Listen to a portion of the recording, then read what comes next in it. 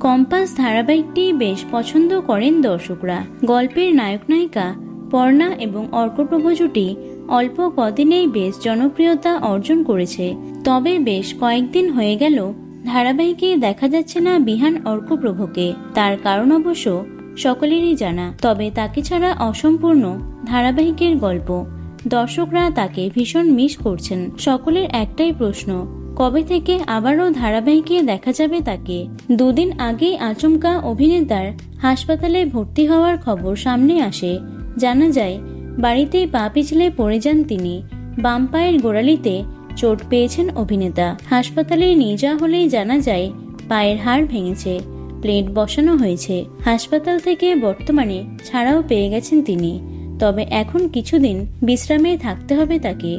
তাই হয়তো সপ্তাহখানেক তাকে দেখা যাবে না কম্পাস ধারাবাহিকে। তবে এই প্রথমবার নয়, ছোটবেলাতেও ওই একই পায়ে চোট পেয়েছিলেন অভিনেতা।